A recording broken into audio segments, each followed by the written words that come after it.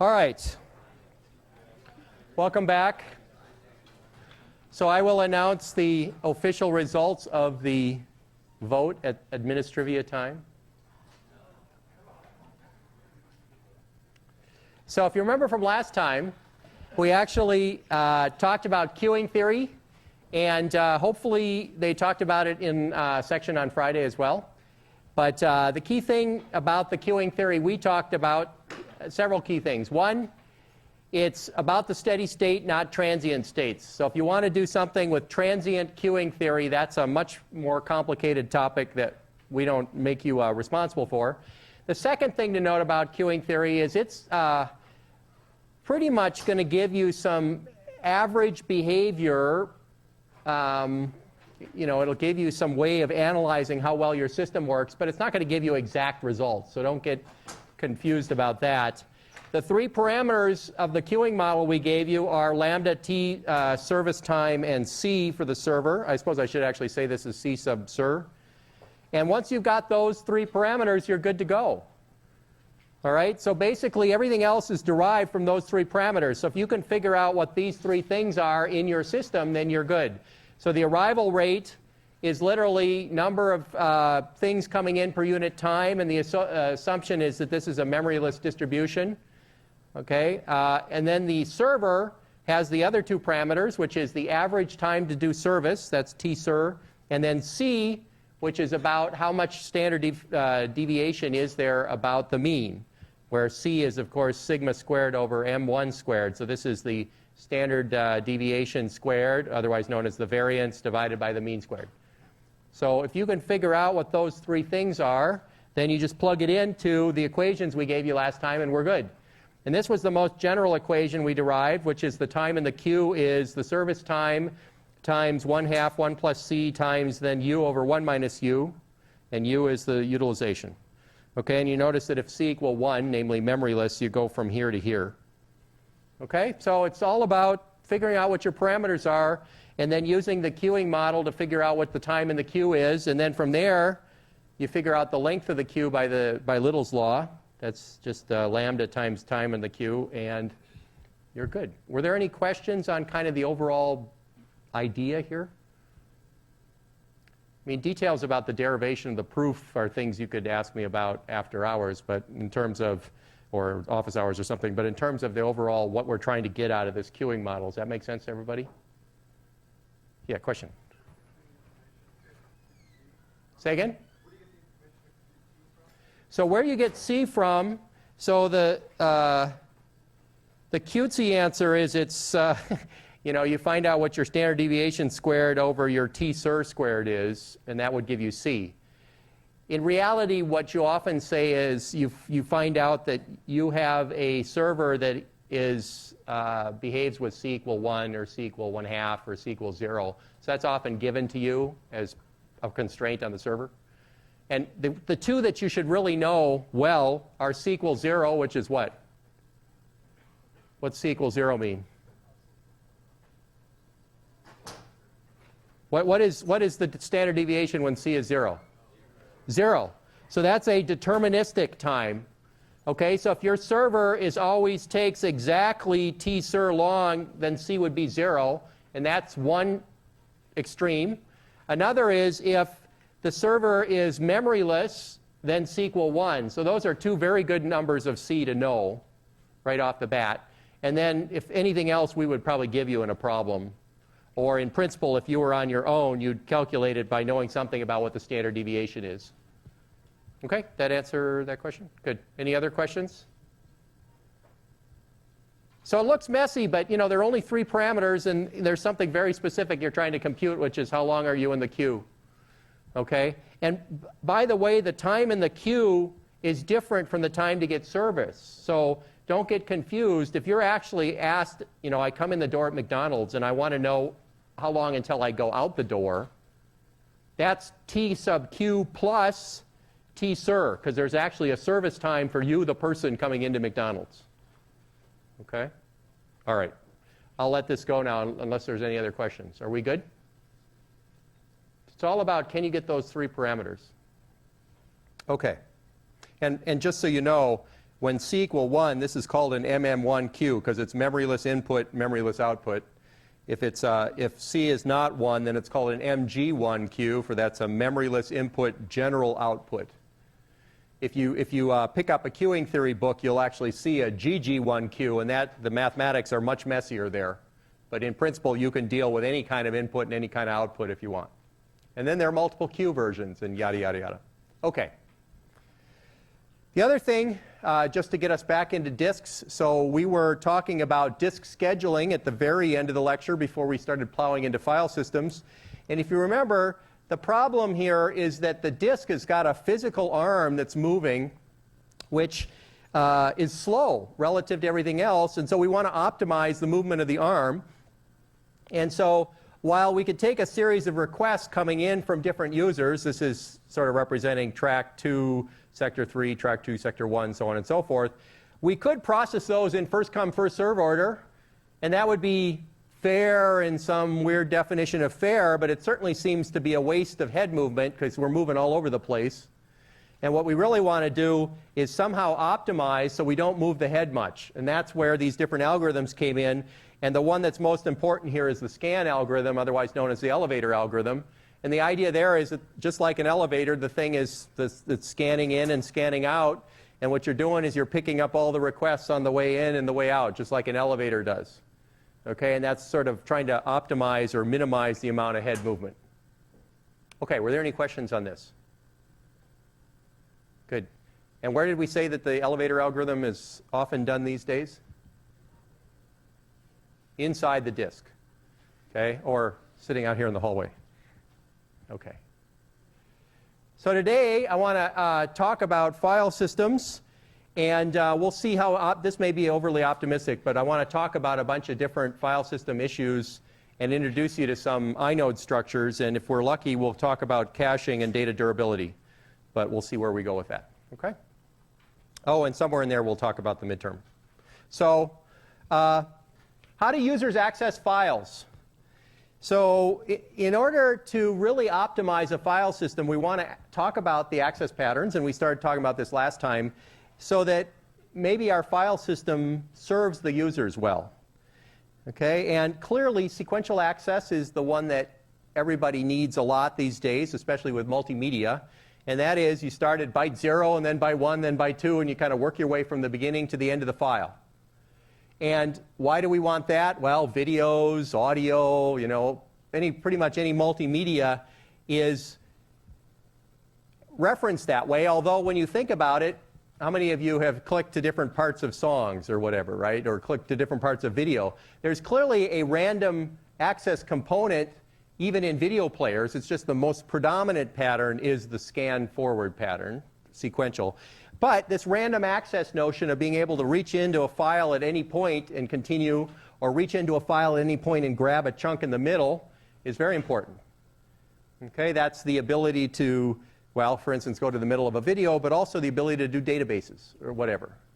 Okay, so as two very important patterns here, if our file system can't do either sequential access or random access, then we probably have a problem.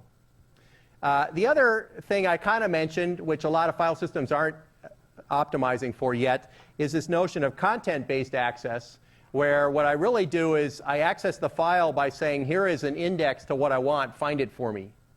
You know, find all email messages that reference somebody or whatever. Okay? And that's kind of the Google desktop view, which is an app that you can actually download from Google and put on your system, and it does for your local drive what Google does for the internet as a whole. It basically lets you content search your disk.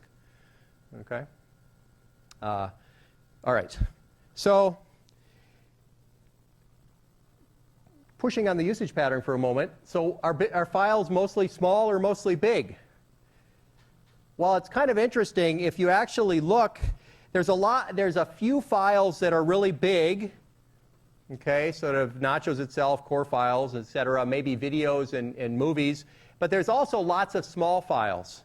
So when a lot of file systems were originally developed, people did this kind of distribution of file sizes, and they said, oh, look, by far and large, most of the files are little ones, but we better optimize well for big ones. Okay? And interestingly, of course, although there are not that many of them, the big files easily take up most of the disk space. Okay, so you've got a smaller number of files that take up most of the space. There's a whole new class of system, obviously, things like iPods, where most of what's on there are large files now, right? Video or audio. And that's kind of, that's a different type of file system maybe than the ones that we'll talk about today could be useful there. Although in most cases what's happened is people have just taken regular file systems and sort of adapted them to handling multimedia. So we could take this data and we could design the perfect file system for this data. What is the data? Well, you want to do sequential mostly. You want to do some random. Most of the files are small, but you have some really big ones that take the whole disk. And we might be spot on, but it's always interesting to be careful. And there's a couple of fun things here. It's maybe a good idea to look at usage patterns, because then you beat your competitor on some metric that you can brag about on an ad. But maybe the usage will change over time and you've over-optimized for a usage pattern. You've got to be careful about that. Maybe, for instance, Unix, which is where a lot of these file systems were originally designed, has mostly small files because big ones didn't work very well. Okay, so that could almost be a self-fulfilling prophecy. And there are other examples of people being completely wrong. Like I think at one point IBM did a key study and concluded that there would be a maximum of about 7 computers worldwide. Well, we know where that went, right? So you got to be a little bit careful about your data. So how do you organize files on the disk? So our goals are, 1, we want to maximize sequential performance. 2, we want to have easy random access. 3, we want to be able to manage files. So if they grow or they shrink or whatever, that's got to be possible. Okay, because you edit files all the time. So one option here, which is the simplest thing we could come up with, is continuous allocation. So what you do is you use a continuous range of blocks on the disk, and every file has to be a contiguous, non-broken block group of disk blocks. Okay? So this is kind of like, remember when we talked about segmented memory first time around, before we sort of put paging into it, we sort of talked about a base and a bounds in memory, and you could do this on disk, right? So what's the great thing about this? Well, it's got the best sequential performance you could imagine. Why? Because you park the head in one place and you let the disk spin and you got the whole file. Or at worst, maybe you have to step a little bit. Okay? The downside maybe is that the user actually has to say something about how big the file is before they open it. Why might that be true? Why do you have to say in advance how big the file is going to be before you open it? Yeah.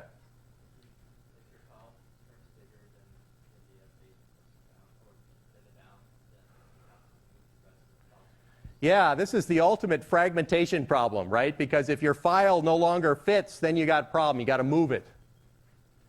Okay, so this seems like, as simple as this technique might be, it's got some downside. You had a comment?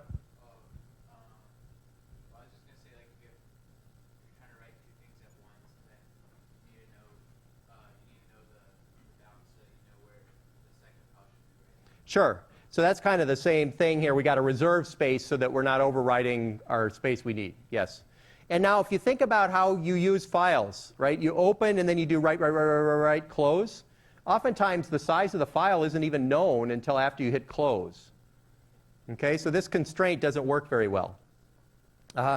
Another aspect of this is, so how do we implement this? Well, we might have a bitmap of free space, and what we need to do is find the biggest chunk that sort of exactly fits what we want. So there's some algorithm there we'd have to come up with, but you're probably smart enough to figure that out. But if there's not enough contiguous space for what they ask for, then what do?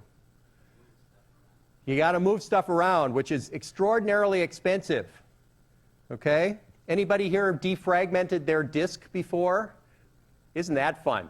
What's really fun is when you catch yourself watching it. Then you know you've been up too long, right? Oh, look. I've never done that, of course. So going on this technique here for a moment, what's a file header? Well, it's very simple, right? The file header just needs to know what the first sector or logical block address is in the file and how big it is, and that's all. So describing a file is really simple. Okay? So pros here, fast sequential access. Why is random access really easy in this architecture, this file system? Yeah. Yeah, you take your starting point, you add the offset, and you go right there on the disk, right? Because the disk is random access. So this file system supports random access pretty easily. Of course, all these cons are, fragmentation, hard to grow the files, the set of free holes on your disk, which you might try to optimize for in order to allow you to easily add new files. They get smaller over time, and then you finally end up moving space around. So, did anybody ever use this? Yes. This was actually in IBM 360, initially had this type of allocation for their file system. Okay, so it seems like it's inflexible, but yes, indeed, it was used. And the results, well, people would plan for the future by asking for a huge chunk of disk space and put it smack in the middle of the disk. Why? Well, because they wanted the potential to grow later. And so, I don't know how much I need now, so just give me this huge chunk. And as a result, you end up with all this wasted space of people claiming space they never end up using. Okay? All right. So this will clearly be the simplest file system we come up with. So does everybody catch how this works? Okay, so file system's got, a descriptor, a header that somehow points to what blocks are needed for the file. And this is particularly easy because it's got two numbers, a starting sector and a length. So I guarantee the rest of them are going to be more complicated but more flexible. All right. So another option is we could link blocks together. So, our header here for the file is basically a pointer to the first block, and then each block has a pointer to the subsequent blocks until you hit the null pointer, and then you're done. Okay?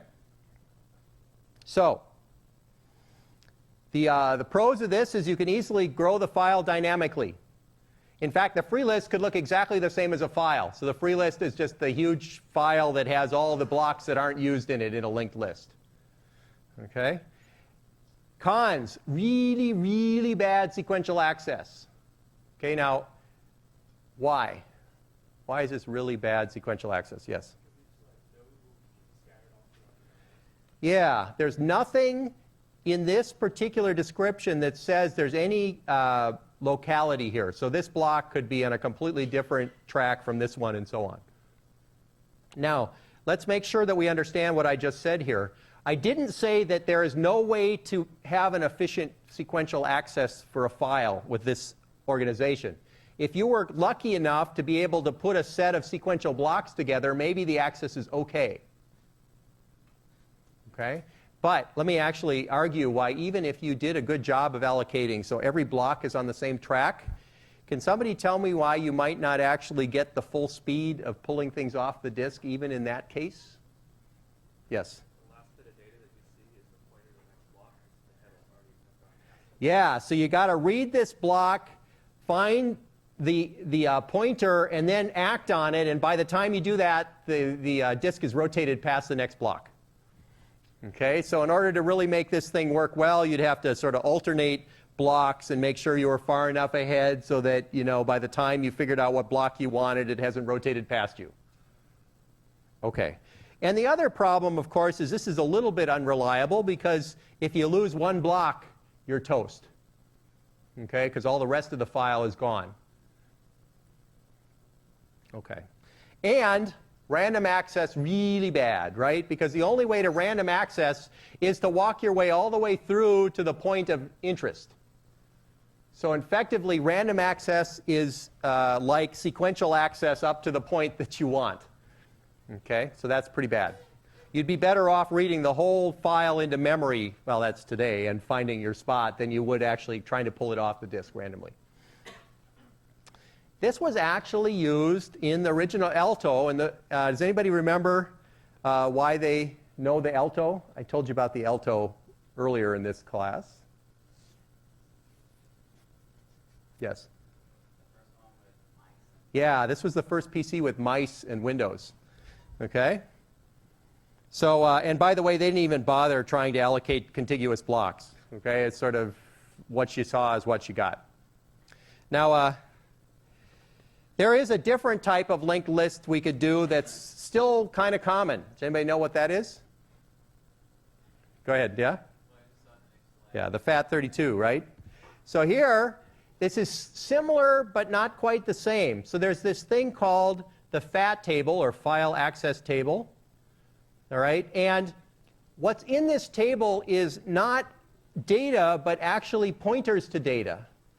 Okay? And so what does a file look like? Well, a file has a starting block ID, like say 217. We go to point 217, and that in the FAT table, we say, oh, the next block is 618, and then the next block is 339, and so on until we hit a null pointer.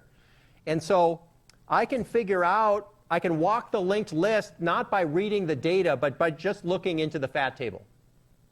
Okay, so you could think of it another way. You could say I took all of these pointers and I collapsed them together into a table that was the FAT table, and as a result, I can basically walk the linked list without reading everything. Is everybody with me on that? Okay. And, you know, that's not too bad. It works. And surprisingly, it was so popular that it's still in use. So if you have a USB key or something or a camera, it may actually be formatted as FAT32, which is the final version where these pointers are 32 bits in size. Okay. So sequential access is kind of expensive, and random access is also expensive unless, of course, you cache this in memory, and then you can very quickly figure out which blocks you need, and you could actually rearrange them and do good head movement and so on if you wanted to, because you can just look through the FAT table. Yes, question? Is this table only stored in one location? So this is stored on disk. Usually there's a couple of duplicates of it because it's so important. And oftentimes, certainly today, the FAT table is entirely loaded into memory before you use it. That wasn't always the case when memory was small, but now pretty much they do. Question? Yes? So when you want to read like a sequential file, would you just kind of, as a precursor buffer, find out all the sectors you need, and then read that into disk? So you could, yeah. So I was suggesting as an optimization, you could walk first, read later. But oftentimes they don't do that, especially if this particular file system is on Flash or something, then there really isn't a huge advantage to doing that.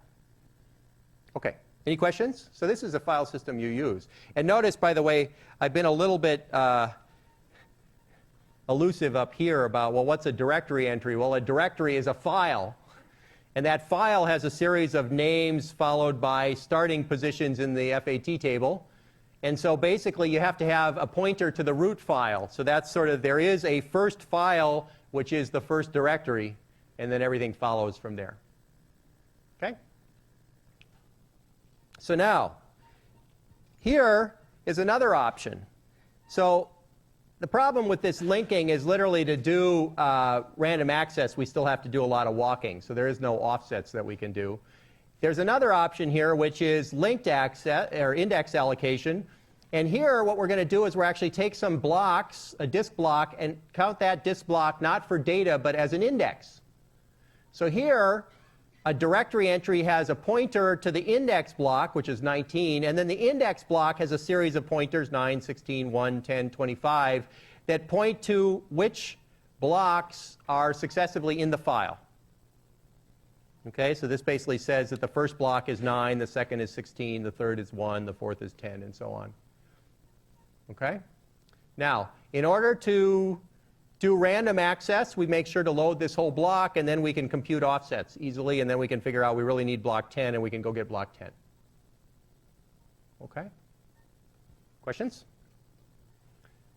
Yes? So if you lose the index block, you probably lose the file, yes. Okay? This, by the way, this kind of file system was actually used in the VAX, the VMS file system. And And also, it was used in nachos when we made you do file system. There was a project at one point. Yes? So, like, does this limit file size or something? Yeah, good question. So what limits the file size here? The maximum number of blocks you can have in your header block. That's good point. Okay? Now, you can have several, you could link these blocks together as well so that you could have successive index blocks. Okay? And the user is kind of pre-declaring their max file size in the actual VMS, which is how many header blocks they're allowed. So the pros here is we can easily grow up to the space allocated for the index. Random access is fast, assuming you can load the whole index into memory. Cons, it's very clumsy to grow the file beyond a certain point, which is this index size. And there's still a lot of seeks because you may actually have to pull these blocks in from all over the disk. So notice that there's nothing in here that says that these blocks are close to each other. Right? It just says there are blocks pointed at. Yes, question? For all of these file systems where we keep talking about the fact that we're not guaranteed they're close, why would operating systems just say, well, best effort, we're fine, no guarantees? It seems like that'd be good enough. Yeah, so the question is, why doesn't the operating system just say best effort? So that's a good point, and I think the right answer to that is originally they didn't, and ultimately they did. So what do I mean by that? Well, when you say best effort, what you're really saying is I'm actually going to try to do some work to make sure that I'm mostly accessing things that are close to each other. And so that's actually a set of heuristics.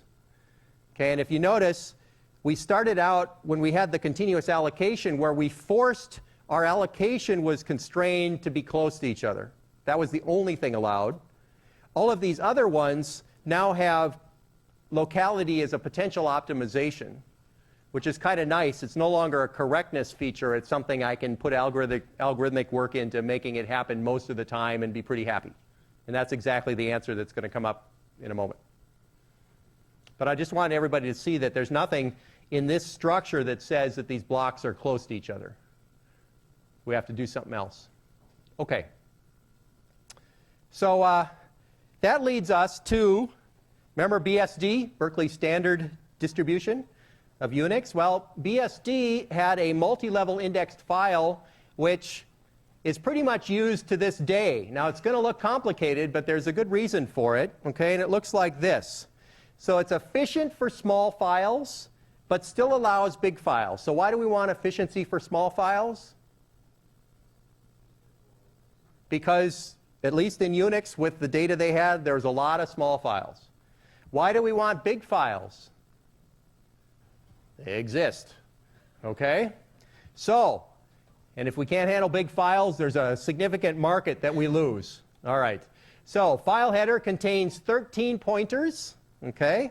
Hope none of you are superstitious, because we're going to use 13 for a little while here. So, fixed size table. So remember here, a fixed size table kind of limited us in how big our file could be because we couldn't have any more blocks than fit in here.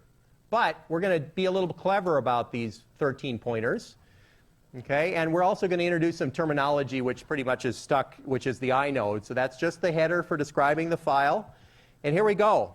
The first 10 pointers directly point at data blocks. Block 11 points to an indirect block, okay, which is a pointer to a block of pointers. Block 12 points to a doubly indirect block, which is a pointer to a block of pointers to a block of blocks of pointers. Block 13 points to a, you ready for this? A block of pointers which point at blocks of pointers which point at blocks of pointers. Okay. Now, discussion. So, what the heck is this all about? Why would we do something like this? Somebody explain this to me? Yeah. So small files work pretty easily. Why? Yeah, so assuming that the small files fit in 10 blocks, we can easily find data in them just by going to the first 10 pointers. So that works great. And by the way, at this time in Unix history, blocks were 1K in size. So we're really saying for files under 10K, we're good to go. Okay, today they're more like 4K, but anyway. Okay, so now where do the big files come into play? Yeah. With the last 3 pointers, they can point to Yeah, so what happens here is successively more and more blocks can be pointed at. Okay, and we'll show you an example in a moment. But basically, if you have 1K blocks, this thing here basically allows file sizes up to 16 gigabytes, which, by the way, was bigger than anybody in the world could possibly imagine a file needing to be. Okay? You know, now, unfortunately, pictures that one takes on vacation trips are 16 gigabytes with new cameras, right? Maybe not quite, but it's getting pretty close. So the fallacy, of course, is that you've got things like the Earth, what is this? The Earth EOS is basically the system that's taking pictures of the Earth continuously from satellites. It's basically at least 2 terabytes or more a day easily of data. All right, so this sort of fallacy of 16 gigabytes is no longer there, but they were doing well for their time. So pointers get filled dynamically. You basically need to allocate an indirect block only when the file grows beyond 10 blocks. And on small files, there's no indirection. So it's actually a pretty efficient for small files, but it handles the, and I say big in quotes, files well. Okay? And all we need to do to handle modern formats is we can do things like make the block size 4K and then put an extra indirect, you know, a quadruply indirect pointer in here, and we pretty easily make for very large files. Question? Yes? So is there a huge disconnect in speed between like a 10K size file and an 11K? So the difference between a 10 and an 11K file is basically that 11th K you have to get at with 2 reads instead of 1. But once you've loaded this indirect block into memory, then subsequent accesses to that 11th block is not going to be too bad. So it's more about, you know, if you do good caching in memory, you're pretty good. So here's an example. So by the way, the inode, of course, has a whole bunch of stuff in it. It's got like the mode, you know, things read, write, execute for various things. It might have who owns it, what some timestamps are. And then here the direct blocks are pointing at actual data. The single indirect block points at a block, which points at data.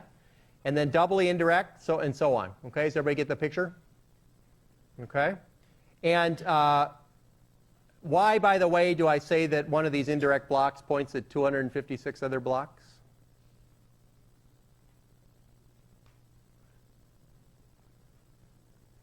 Yeah. Block is 1K. Yep. Block is 1K. Yeah, block is 1K. And then each pointer is about 4 long. Yeah. 1K blocks, 4-byte pointers, 256 of them. This sounds a lot like virtual memory, right? Only this is the file system. So how many accesses does it take to block 23? Well, 2, because you're going to actually execute the single indirect block, or you're going to have to load the indirect block here first and then the data. How about block number 5? Only 1, because once you've got the inode, you just get the data. Block 340, you actually have to do go to the double indirect block, an indirect block, and then the data. Okay, and so you should be able to figure this out if you were forced to. Yes? Does the file system try to do any thing with like stacking the indirect blocks close to on the same like track?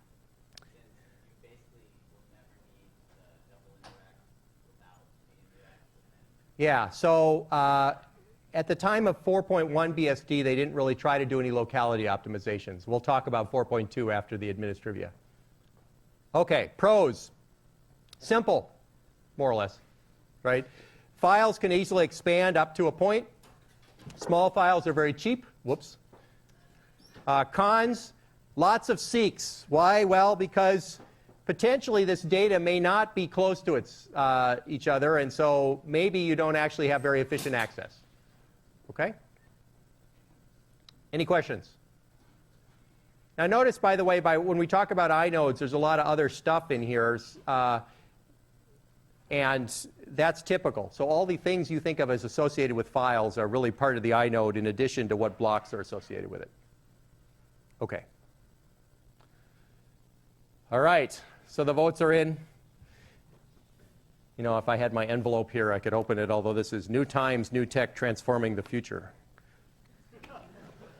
Okay. So, results of the poll.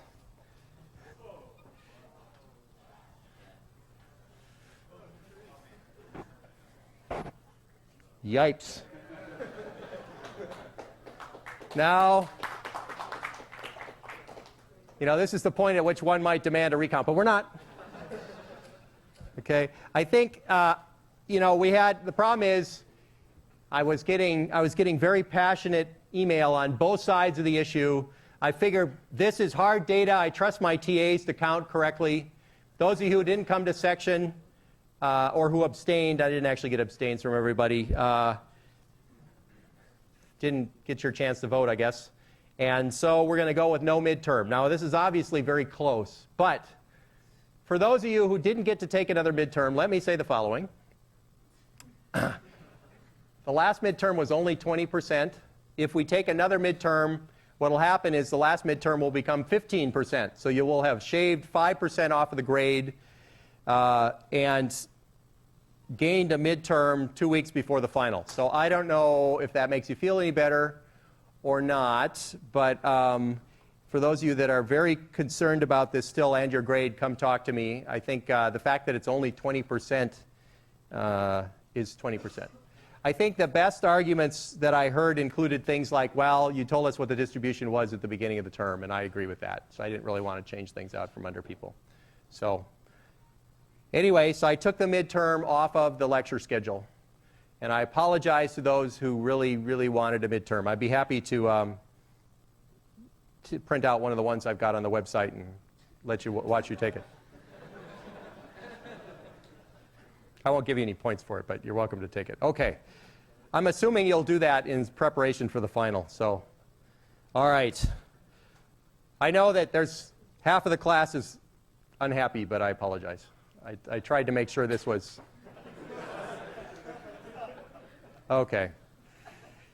I said this last time. I want to say it again. We're in that point in the term where people are getting nervous and they're getting into Project 3 and they really want things done. But keep in mind that this is a zero-sum game, so make sure that you're participating. Everybody should be participating in the group. Normally, the points get distributed directly to everybody the same way, but under extreme circumstances, we will do otherwise. So if you're having problems in your group, make sure your TAs know about them. If you're feeling left out and people don't appreciate you, come talk to me. If you feel like there's somebody who isn't appreciating the rest of the group, come talk to me. Let's know, okay? This is something where I want to make sure everybody is working together. Okay. And I'm more than happy to have meetings with the whole group in my office. I do that multiple times a term, so that's okay. It's not a big deal. Also, make sure to do your project evaluations. I think we've been hitting on people enough about this term that it's been good. But if there are evaluations you're missing, and you should be up to Project 2 now, make sure that they're in. Okay. Now, the any questions on Administrivia?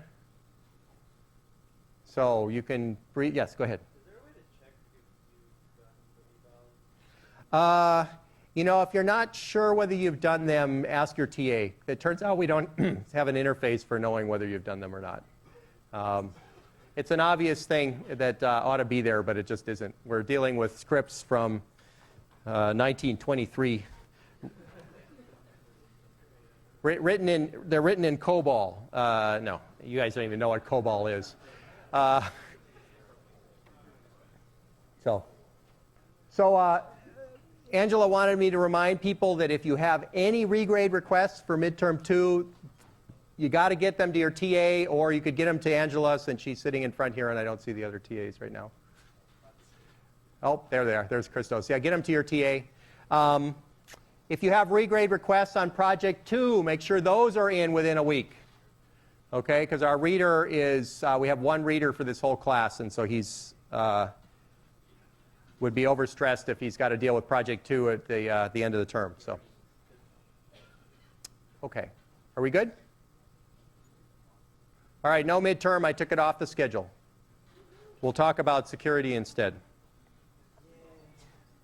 Okay.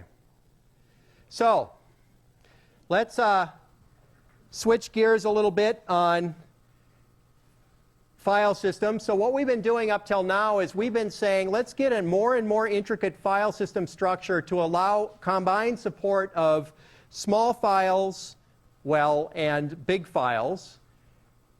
A different tack is we care only about performance. How could we deal with that? Now, our first stab at truly caring about performance was, let's force continuous block allocation.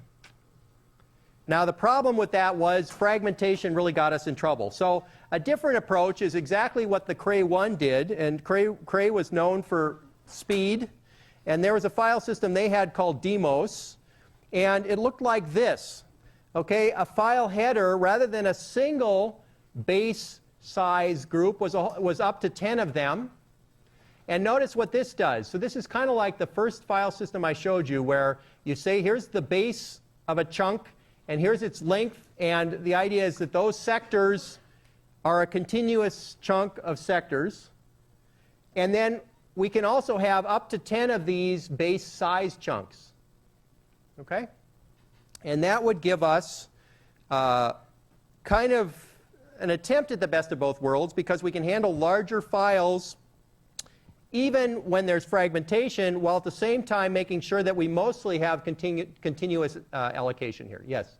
With disk sitting so big today, are we kind of seeing a return to like continuous blocks? So, you know, larger file systems have larger disks have caused a whole series of problems over time, because not the least of which the pointers that people talk about, 32 bits are just not enough.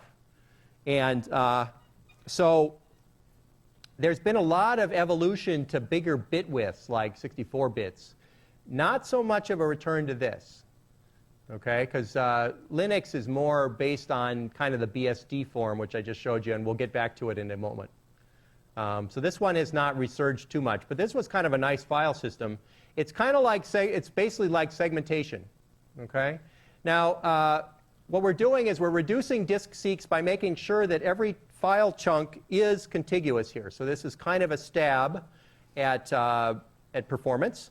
And the downside, so it is kind of interesting, by the way, that even in the Cray 1 days with a 12 nanosecond cycle time, which is incredibly slow by today's standards, it was still about a few millisecond or a few million instructions per seek. So that number I gave you at the beginning of the term has been constant pretty much over time, which is kind of amusing.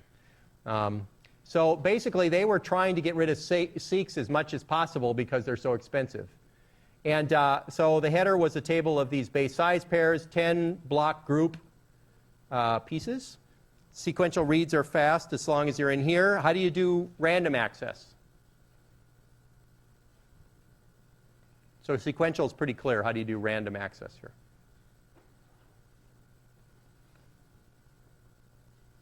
Yeah. Yeah, exactly. You kind of walk this, you pull these 10 pointers in and you add the sizes up till you get to where you want, and then you just did an offset on that, right? Yeah, exactly. So it's efficient at random access as well. What's the unfortunate thing about this format? And think what happens is the disk gets really full. Yeah. Well, as this gets really full and you have less and less contiguous spaces to put blocks, you simply can't deal with big files. Yeah.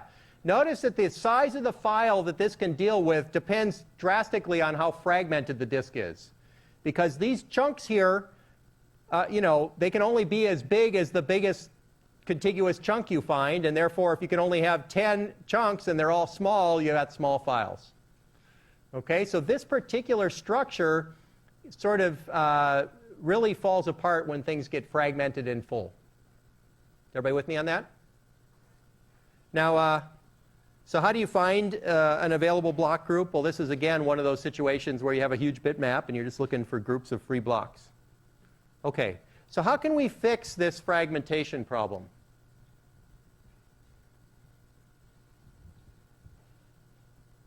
Yeah. Okay, so we could make sure that all chunks are the same size. All right, now, yeah, that worked for us in virtual memory, right? The problem, of course, with that is what size are you going to pick, and what you'd really like is, gee, my ideal situation is a file fits on a whole track if I can do it. But yeah, we could force all the chunks to be the same size, and that would give us a maximum file size. What else could we do? Yeah. Make sure chunks are multiple of powers of cube. Yeah, so we could start pulling tricks like malloc and so on, where we have powers of 2 in sizes, and that might give us a better job of finding the chunks we want. Yeah. Okay. Well, one thing we could do is we could put indirect blocks back into this. Okay, and here's the large file version of Demos, where a file header has a base and size pointing to an indirect block, which has a base and size pointing and so on. Okay, so the indirect block group actually has a whole series of pointers. Okay, so we have pointer to a bunch of pointers to a bunch of chunks. So the nice thing about this structure is we still have a lot of growing space even when our chunks are fragmented. So if worse comes to worse, this performs badly because we have lots of little chunks, but at least we can get bigger files out of it. Okay? You know, and so you can actually do a calculation, 1,000 blocks in a block group. You can maybe get an 80 gigabyte maximum file. Okay, and whoo, that's huge, right? Well, again, we're talking a couple of decades ago, right? 3. So what about this scheme? So on the one hand, very fast sequential access. Free areas kind of merge simply by, you know, when you free up groups of blocks and they happen to be next to each other, suddenly you got a big chunk, okay? It's easy to find free block groups when the disk is not full. When the disk is full, this starts getting very problematic. So disk full means no long chunks of blocks, you got fragmentation, and you've got a continuing problem. So what do you think Demos did? So what's the biggest thing that gets in the way here of finding large chunks?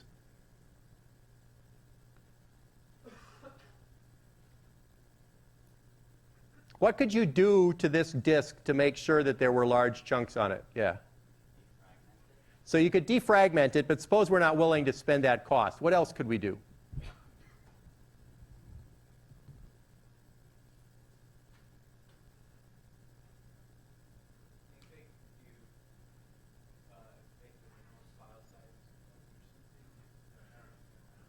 Okay, maybe. So what if you put in a brand new disk in there? Is there any fragmentation? No? What if it's, are there large chunks? Yeah. So what is it about an empty disk that's different from a full disk? Yes? The empty disk is empty, right? Okay. So basically, you know, in the case of a full disk, you kind of got the worst of BSD with lots of seeks and the worst of contiguous allocation, so you got to recompact and so on. And so the answer is you don't let the disk get full. Okay? And in many systems, you say, well, the disks are always full. But what full really means is the disks are as full as the file system is going to let you go. Okay? So what you're not aware of is most file systems have a limit of how full they allow the user to get, and that's maybe 10% below the maximum. And that 10% number is a pretty good number for making sure that there are large enough chunks to get good performance on a wide range of different types of files.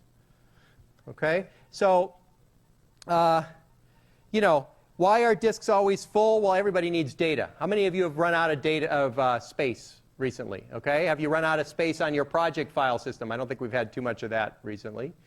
That always happens. If you've run out of space on your personal computer, maybe? Okay? Not as much, right? Well, one way you fix running out of space is you announce to everybody, we don't have enough space, delete some files. I'll tell you, that never works. Okay? Nobody ever frees up space when asked to.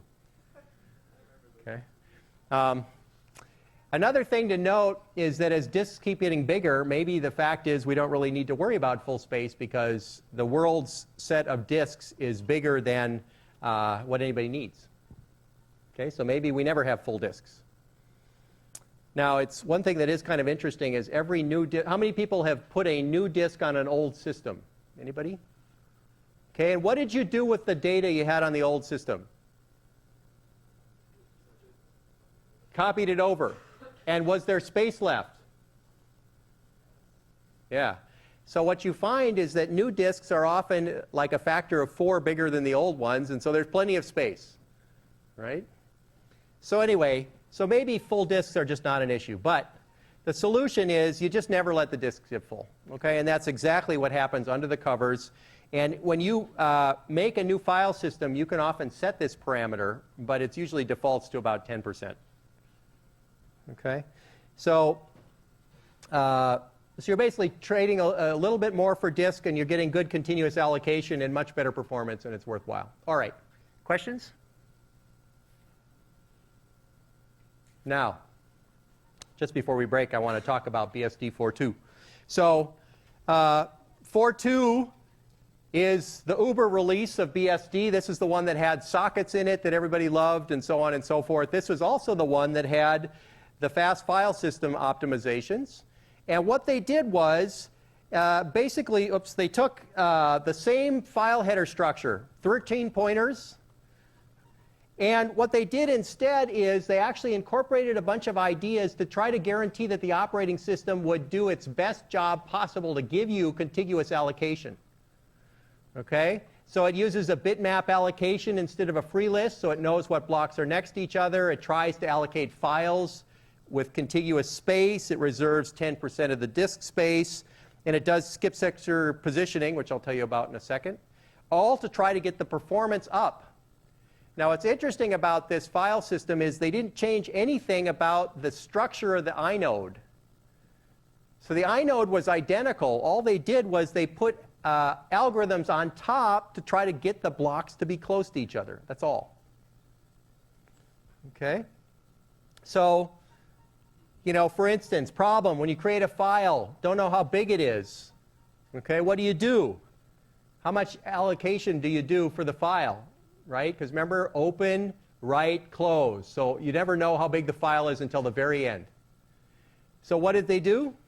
Well, in Demos, they actually use power of 2 growth. So once it grows past a megabyte, you get 2 megabytes and so on. In BSD 4.2, they just found a range of free blocks somewhere in the middle of everything, and they kind of grew the file there. So each new file kind of staked out space on the disk that was free. Okay? And to expand a file, you just first try blocks close, and then you go find another area to stake out. Okay? And this worked pretty well. Another thing that they did in 4.2 BSD is they stored files from the same directory near each other. Okay, why might you want to do that? Well, typically, say you're compiling something, you're going to open every file in the directory. Wouldn't it be nice if you didn't have to move the disk head at all? So they would allocate the directory and the files all together on the same tracks. Okay, and this led to what was called the fast file system, which I would say is the old file system with a whole bunch of heuristics to try to get blocks close to each other. And there's actually a paper up by McCusick that I put up for reading that talks about what they did on the fast file system. So if you take a look on the lecture page, you can actually see a bunch of those optimizations. Yes?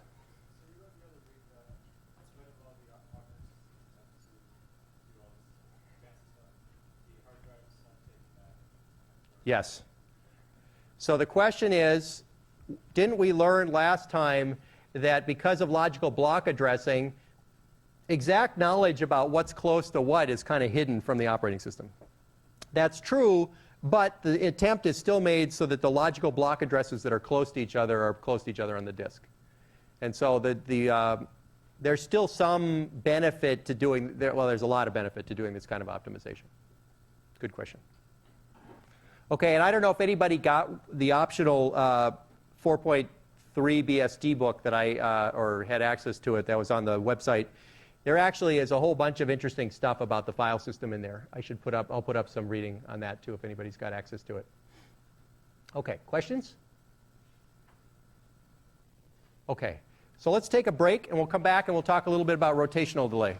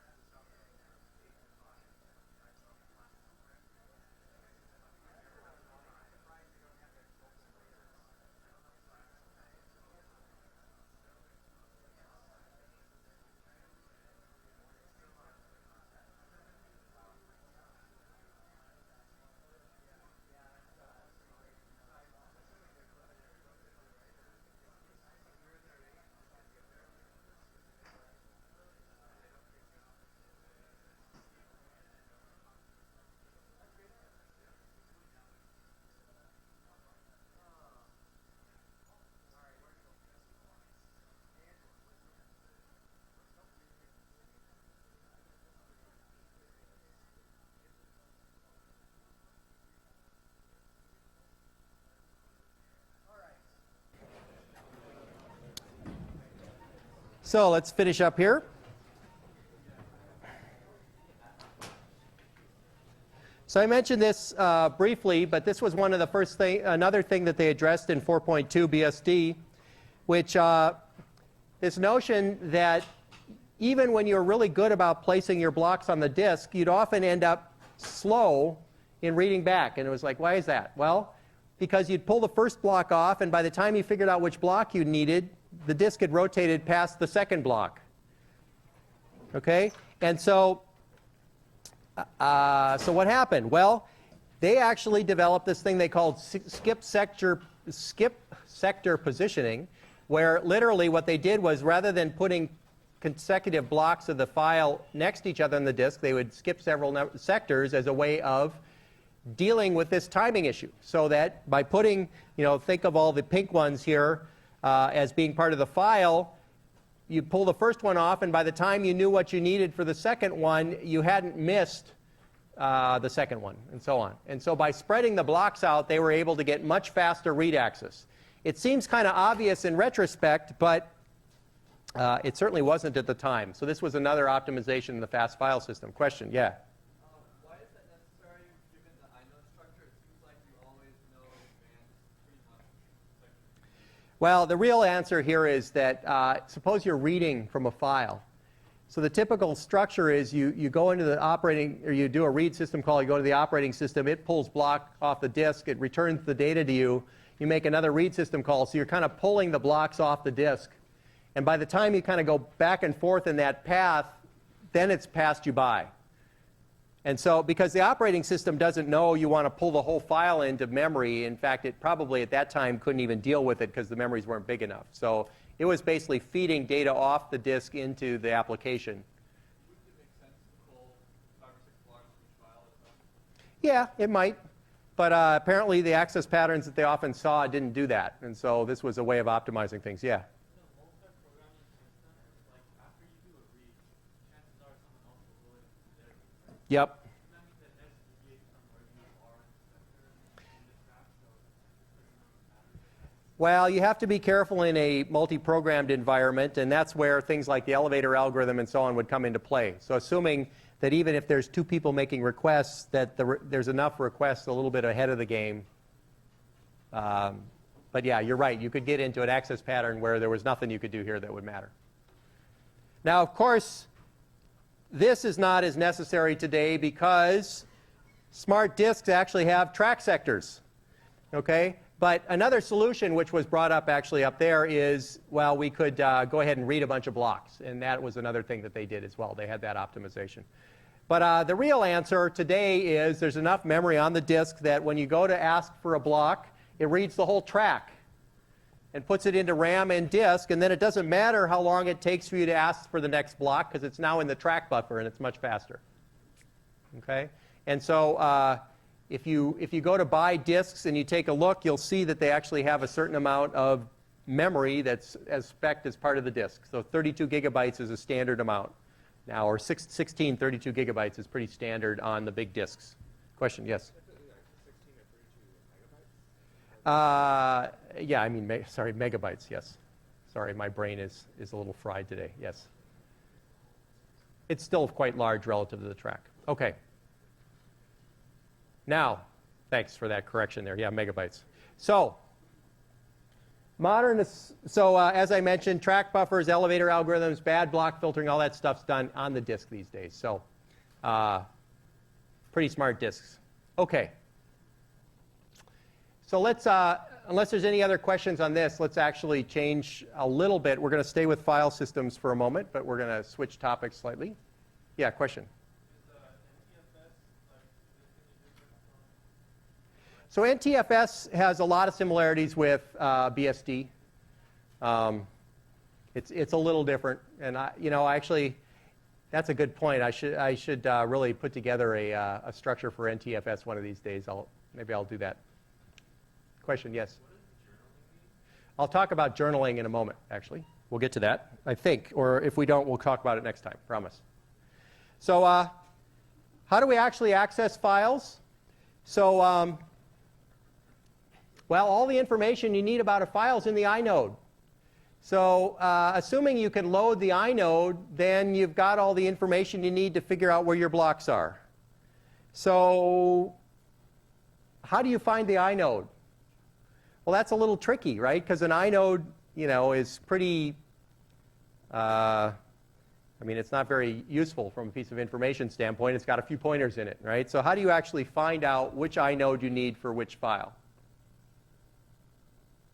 Okay, directory structure. Okay, you need some sort of naming.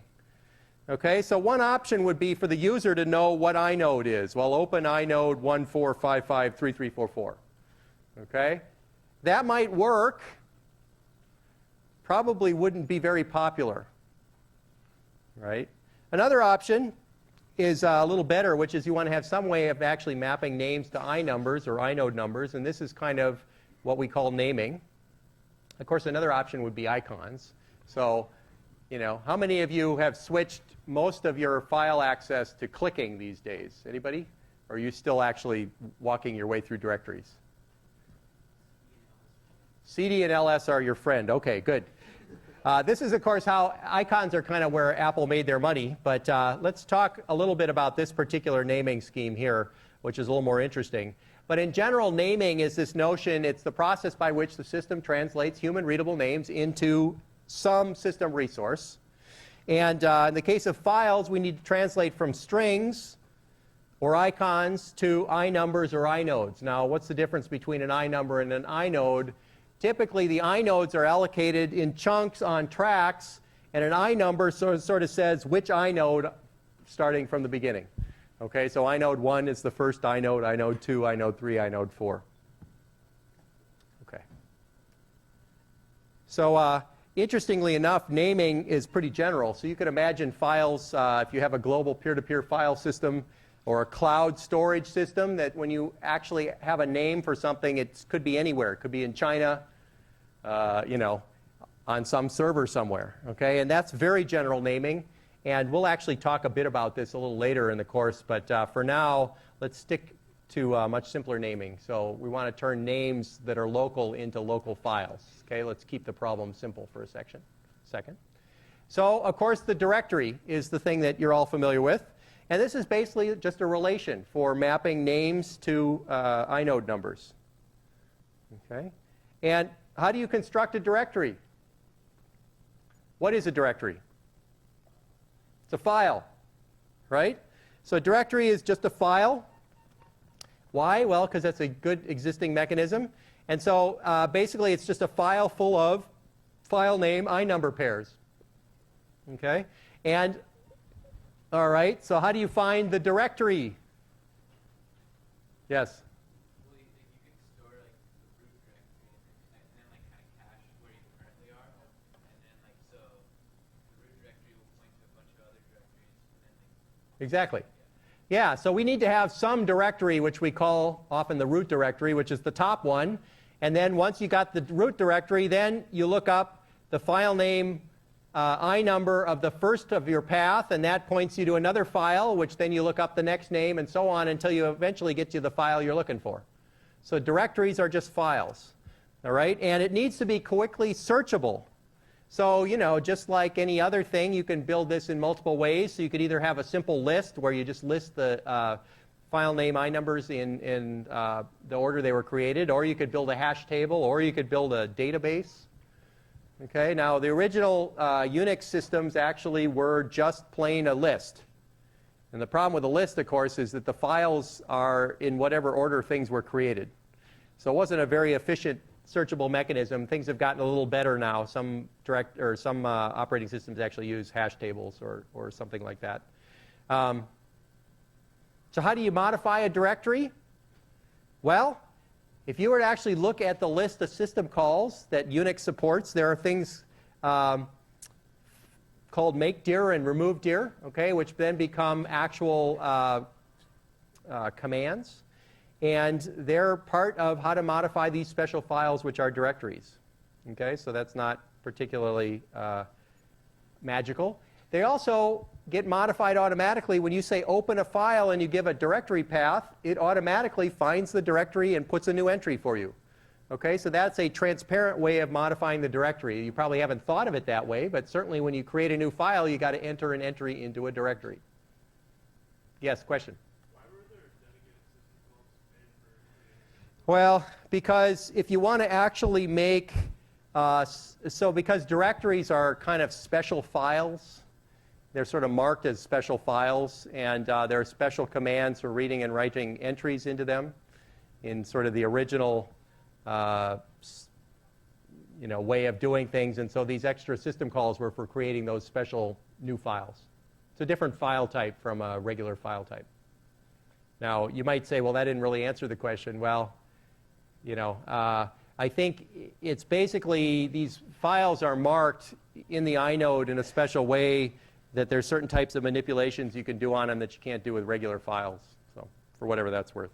Because what they're storing is actual inode numbers, and so it's sort of different information from raw bytes.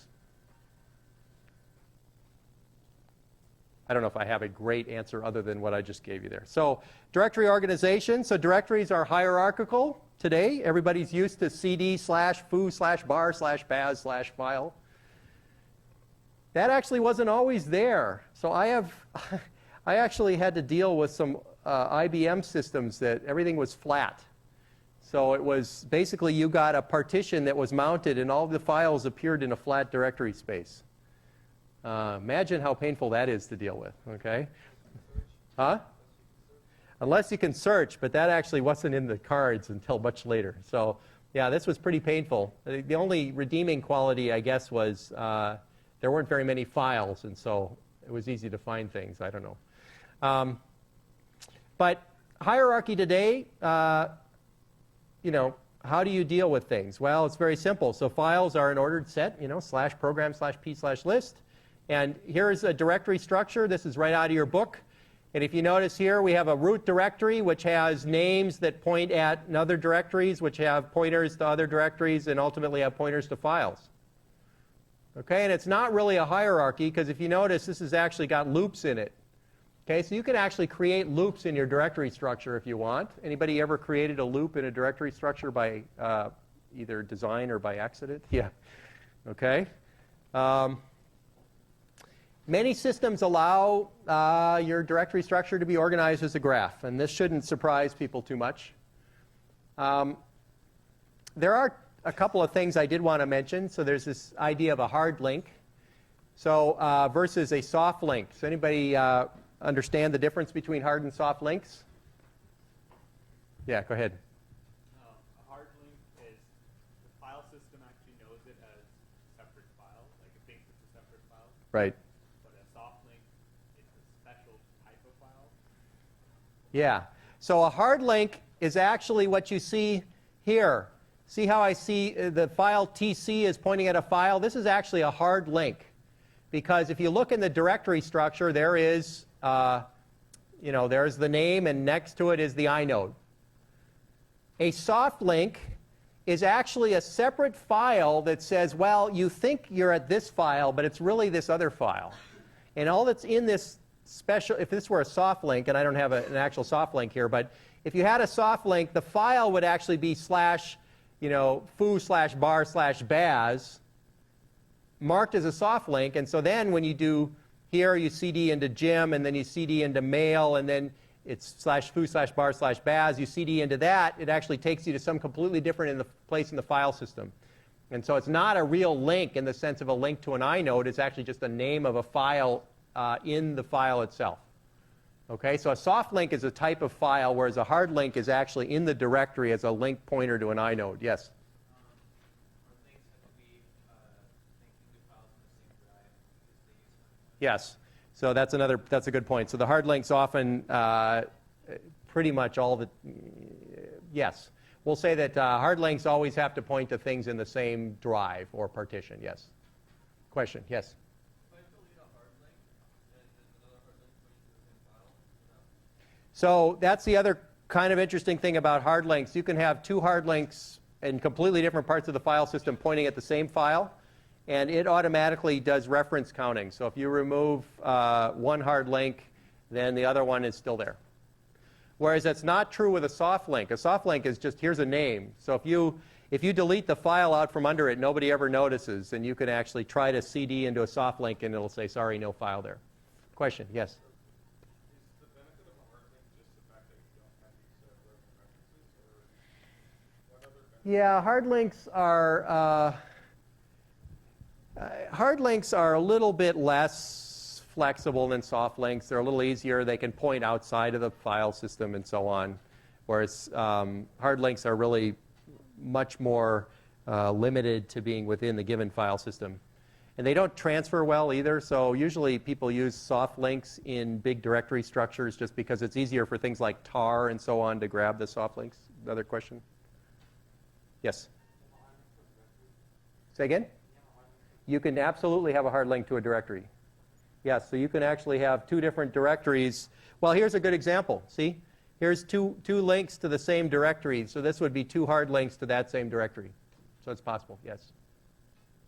And by the way, the link command, I know these are little details, but what the heck, it's the end of the day. ln is the link command, and if you, depending on whether you put a -s or not, gives you a hard link or a soft link. So you could play with it if you want. Okay.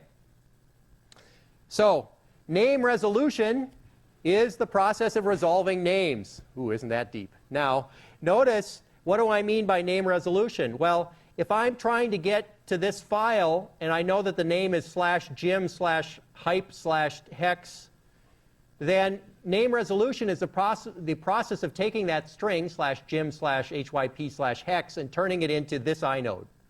I'm resolving the name into an inode so that then I can open the file. Okay, and as you can see, because this is the typical directory structure that everybody has, I actually have to open the root directory, then open this directory, then open that directory before I open the file. There's actually a lot of work involved in name resolution. Okay? Now, that's why the more elements you have in your path, the more work has to be done. How can I reuse work for name resolution? Caching. Oh, yeah, everything's a cache, right? So, yes, indeed, there is a name resolution cache in the OS. And the tricky part about that is making sure that that name resolution cache knows when something that it thinks is cached has changed out from underneath. So you have to keep that cache consistent with the structure that it's referencing. OK. So a dumb example, but how many disk accesses to resolve /my/book/count? Well, first you read the file header for the root. That's a fixed spot in the disk. You read in the first data block for root. You start searching until you find /my. Then you read in the file header for my off of that first file. You open up my. You read the first data block for my. Search for book. Read in the file header for book. First data block of book. Search for count. Finally, you read the file header for the file count, and you can actually open it, and you're good to go. So there's a lot of disk accesses. Okay.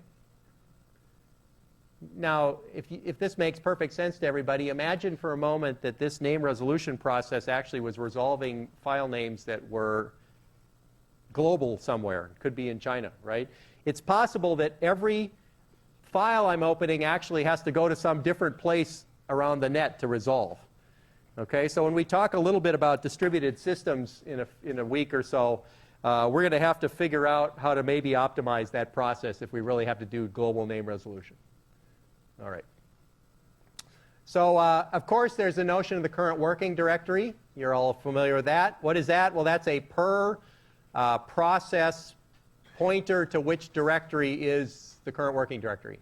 And if you open a file without the slash at the beginning, the assumption is use the current working directory as your starting point for any further name resolution. OK. Good. Questions? All right. So where are the inodes stored?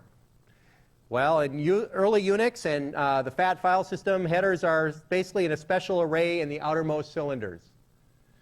Okay, this has the positive effect that I guess the outermost cylinders are the fastest ones, they're the highest bandwidth. It's got a lot of negatives. What are some good examples of negatives for this structure? Yes? Yeah, if your file's on the inside of the disk, you're going back and forth to grab the inode and then go to get the file. So there's a lot of head movement. This has also got another series. Go ahead.